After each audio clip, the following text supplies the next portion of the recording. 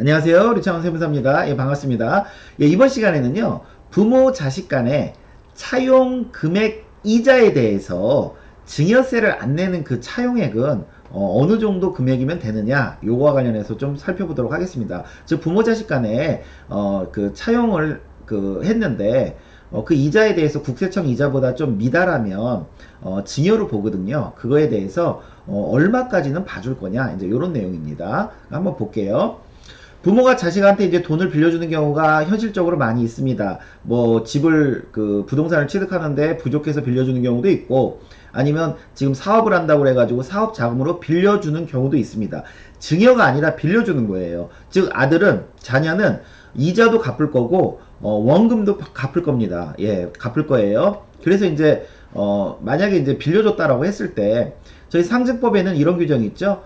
특수관계자로부터 예를 들어서 부모로부터 금전을 무상이나 아니면 국세청에서 정한 이자율, 즉 4.6%보다 낮은 이자율로 만약에 서로 대출해줬냐? 그러면 그 대출 받은 날 요 아래의 1과 2의 금액을 대출받은 자의 증여재산가액으로 본다 이겁니다. 증여재산가액으로 본다. 그러면 증여재산가액으로 어떻게 보냐 이거죠. 대출을 해준 건 좋은데 너 만약에 무상으로 대출했다 그러면 이자 상당액, 즉 그 대출액의 4.6%만큼은 이거 증여한 거야. 이건 증여. 왜 이자를 안 받아? 이건 증여한 거야. 라고 보겠다는 거고요. 또 국세청 이자, 즉 4.6%보다 낮은 이자율로 뭐 1%든 뭐 이렇게 낮은 이자율로 만약에 대출해줬다라고 하면 역시 그 차액만큼은 증여한 거야. 이렇게 보겠다는 거예요. 그런데 다 이렇게 보는 게 아니라 이 증여 연으로 했을 때요. 이 증여 재산가액이 1,000만원 이상인 경우만 증여세 과세 대상으로 보겠다고 합니다. 1,000만원 이상인 경우만. 만약에 1,000만원이 안 되면 증여로 안 봅니다. 증여로 안 봐요. 그리고 요거는 이제 제가 또 사례로 말씀드릴게요. 그 다음에 이 과세 기간을, 즉 이 대출 기간을요, 무조건 1년 단위로 해서 과세를 합니다. 1년 단위로. 즉 대출 기간이 만약에 정한 게 없다, 차용증에 뭐 정한 기간이 없다라고 하면 그냥 1년 단위로 보는 거예요. 즉 대출 기간을 1년으로 보고, 만약에 1년 이상이다, 그러면은 1년 되는 날 과세 기간으로 보고 그 다음 날부터 또 새롭게 대출 받은 걸로 이렇게 보겠다는 거예요. 즉 뭐 2억을 빌렸는데 정함이 없이 뭐 몇 년간 있다라고 하면 그 매년 그거를 증여로 이렇게 계산을 하겠다, 이런 얘기예요. 그럼 한번 사례를 보면 좀 이해하기가 쉽습니다. 이제 아들이 아버지한테 2억을 차용을 했어요. 차용 기간은 2년으로 잡았습니다. 10월 1일부터 이제 2022년 9월 30일까지. 그 다음에 이자는 2% 정도 잡았어요. 그러면 저희가 일단은 1년 단위로 따진다고 그랬죠. 즉 2020년 10월 1일부터 21년 9월 30일까지, 즉 1년 한번 보죠. 그러면은 대출 금액은 2억 원이고 국세청에서 받으라고 하는 이자는 4.6%인데 얼마로 책정했어요? 2%로 책정했기 때문에 적정 이자율보다 낮게 책정했죠. 그래서 요거를 이자를 차익을 계산하니까 520만원이 되는 거예요. 1년 이자가 520만원을 왜 덜 받았냐? 왜 덜 받았냐 아들로부터? 라고 이제 이렇게 증여로 보겠다고 하는 건데, 중요한 건 제가 아까 요게 1천만원이 넘어야지 증여로 본다고 그랬죠. 그래서 이게 연으로 1천만원이 안 되기 때문에 요거는 증여로 안 보겠다 이겁니다. 증여로 안 보겠다. 마찬가지로 2년째 되는 해, 즉 2021년 10월 1일부터 2022년 9월 30일도 마찬가지로 새롭게 대출해준 걸로 보는데, 역시 마찬가지로 520만원, 즉 연으로 1천만원이 안 되니까 요 이자 상당액은 우리가 증여로 안 보겠다, 요런 내용입니다. 그러면 이제 사례 2번을 볼게요. 사례 2번은 이제 금액이 좀 커졌습니다. 차용을 아들이 아버지한테 한 4억을 차용을 한 거예요. 그리고 차용 기간은 2년 6개월입니다. 2년 6개월. 2020년 1월 1일부터 22년 6월 30일까지 2년 6개월이고요. 이자율은 1%로 책정을 했어요. 그럼 한번 보죠. 첫 해 20년 1월 1일부터 20년 12월 31일까지 1년 이자 4억 곱하기 원래 4.6%를 받아야 되는데 1%밖에 안 받았죠. 그래서 4억 곱하기 3.6% 하면 1440만 원이 나와요. 그럼 이거 어떻게 돼요? 이거 연으로 지금 1000만 원이 넘죠? 그러니까 이거는 증여세 과세 대상으로 보겠다 이겁니다. 즉, 요거는 그 증여가액으로 본다는 거예요. 증여가액으로. 이거는 아들이 아버지한테 이만큼을 어떻게 보면 증여받았다고 보는 겁니다. 요거는 이자를 안 갚았으니까 요만큼은. 그 다음에 근데 어차피 이제 5천만원 빼면 뭐 세금은 없겠죠. 증여세는 없겠죠. 그 다음에 그 다음 연도도 역시 마찬가지로 그 새롭게 대출을 한 걸로 본다고 그랬죠. 그러면 역시 마찬가지로 1440입니다. 역시 1천만원 이상이므로 이 증여세 과세 대상인 거예요. 그러나 어차피 합산 신고 해봐야 2880이니까 역시 5천만원 이내니까 뭐 증여세는 없겠죠. 그렇지만 증여세 과세 대상으로 보겠다 이겁니다. 이걸 만약에 1년, 2년, 3년, 4년, 5년, 한 5년 정도 되면 이제 그때부터는 증여세가 나오겠죠. 근데 그 차용 기간을 2년 6개월로 잡았기 때문에 이 그 첫째 년도, 둘째 년도는 증여로 보긴 보지만 그렇지만 뭐 낼 증여세는 없겠죠. 그 다음에 이제 마지막 그 6개월치 이자는 어떻게 돼요? 4억에서 요 차액 곱하기 뭐 이건 일수로 따져야 되는데 그냥 이해하기 쉽게 12분의 6으로 제가 계산했습니다. 6개월치 이자니까요. 그리고 6개월에 아들이 아버지한테 상환한다는 전제로. 그래서 그 이자 책정하면 그 차액만큼 720만큼 역시 마찬가지로 국세청 이자에 비해서 덜 줬지만 요거는 그 연간으로 해서 1천만원 미만이므로 요거는 증여세 과세 대상이 아니다. 요런 내용입니다. 1년 단위로 따져가지고요. 그 증여세 과세 대상이 아니다. 그 다음에 이제 그 이런 경우가 있을 수 있죠. 이렇게 그냥 금액을 하나 딱 빌려서 뭐 몇 년간 있다가 상환할게요. 원금이랑 이자 상환할게요. 이런 경우도 있을 수 있지만 이런 경우도 있을 수 있습니다.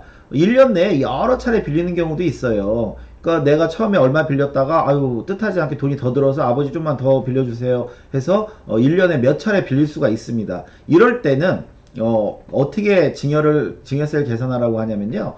1년간으로요. 증여재산 가액을 합산하여 그 금액이 1000만원 이상이 되는 날 증여세가 과세가 됩니다. 그 1년 동안 그 아까 우리가 산정한 그 방식으로 했을 때 1000만원 이상이 되는 날. 그럼 한번 보죠. 지금 이제 아들은 1년 내 19년도에 3번에 걸쳐서 아버지로부터 대출을 받았습니다. 2억을 받았고요. 그때는 이제 차용증 2%라고 했고, 그 다음에 5천을 또 받았습니다. 이거는 뭐 그냥 받기만 하고 차용증 같은 거 안 쓰고 이자도 정환받아 없어요. 3차는 또 금액이 커서 그 이율을 1%로 잡고 요렇게 차용증도 뭐 쓰고 이랬어요. 이랬을 때 한번 보죠. 한번 이제 그 1차 대출 2억 원 곱하기 4.6%에서 2% 차익만큼 하니까 520만 원이에요. 이거 현재로서는 뭐예요? 1천만 원 미만이니까 증여세 과세 대상 아니구나. 이제 이렇게 넘어가면 돼요. 근데 2차 대출을 또 받았어요. 근데 이거는 정한 바가 없어서 무상이니까 5천만 원에다 4.6% 곱하니까 230만 원이에요. 그런데 역시 마찬가지로 요 건 자체도 1천만 원 미만이지만 1번과 2번 요거 합한 것도 1천만 원이 안 넘지요. 그러니까 역시나 과세 대상은 아닙니다. 현재까지는 아니에요. 현재까지는 아닌데 드디어 3차 세 번째로 아버지로부터 차용을 했는데 이제 1억을 차용했는데 1%로 했어요. 그래서 국세청 이자와 그 차액만큼 빼니까 360만 원이에요. 요 건 자체는 1천만 원이 안 되지만 1년에 여러 차례 할 때는 어떻게 한다고 그랬죠? 요걸 다 합산한다고 그랬죠? 합산하니까 드디어 요 세 번째 그 차용 받는 날 9월 1일 날 기준으로 1000만 원 이상이 됐다 이겁니다. 그래서 요때 그 1110만 원만큼은 그 증여가액으로 보겠다 이겁니다. 요 이자 상당액만큼은 증여가액으로 보겠다. 1년 내에 여러 번을 차용했을 때는 그 차액에 대한 그 이자들이 1000만 원이 합산해서 넘을 경우는 그 마지막 그 넘는 날 그날을 증여 날짜로도 보고 그때 증여세 과세 대상으로 보겠다 이런 내용입니다. 근데 이제 간혹 아니 그러면 이자 없이 그냥 그 차용만 하면 안 되나요? 이제 이럴 수도 있겠죠. 그 아까 우리가 이제 그 앞서 그 4.6%와 차액 그 저가는 저리로 할 때는 차액에 대해서 증여로 받지만 이렇게 정한 바가 없으면은 그냥 4.6%만 곱하면 되는데 아예 처음부터 그냥 4.6% 그냥 이자 없이 하면 안 되나요? 이제 이러실 수도 있죠. 근데 한번 보겠습니다. 차용 금액이 2억이고요. 차용 기간은 2년입니다. 근데 이자율에 대해서 정한 바가 없습니다. 그리고 이자도 지급하지 않았습니다. 정한 바가 없으니까. 그러면 아까처럼 한번 보면 무상일 때는 저희가 국세청에서 정한 4.6%로 계산하면 920만원입니다. 그럼 1천만원 미만이네? 이거 증여세 과세 대상 아니네? 라고 볼 수 있고요. 그 다음에 마찬가지로 2차 증여도 연간으로 해서 1천만원 미만이기 때문에 증여세 과세 대상이 아닙니다. 그래서 2억을 이자 없이 그 2년 동안 쓰고 갚는다고 할 때는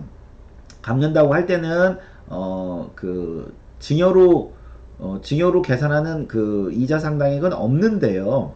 근데 이제 요게 이제 횟수가 길어질 때 그 길어지는 중간에 예를 들어서 세무서에서 어떤 조사가 나오거나 이랬을 때는요. 이자에 대한 지급이 없으면 저희는 차용한 거라고 하고 차용증도 썼지만 이자에 대한 지급이 없기 때문에 야 이게 무슨 차용이냐 증여지 공짜로 준 거지 이렇게 볼 수가 있습니다.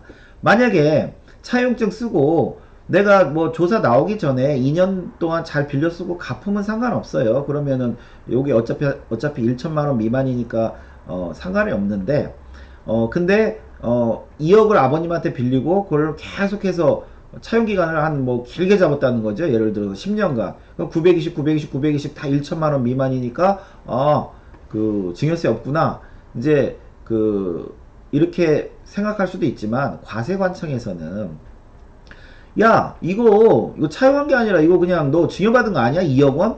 이렇게 볼 수가 있다는 거예요. 그래서 반드시 이 차용관계를 인정받기 위해서는 이자율도 반드시 책정을 하셔야 되고 그 다음에 실제적인 이자 지급도 이루어져야 되고요. 경우에 따라서는 원금도 일부씩 상환을 해 나가면 더 좋겠죠. 예, 그래서 이거 좀 조심하셔야 됩니다. 이자가 없는 경우는 이 2억 원을 증여로 볼 수도 있다.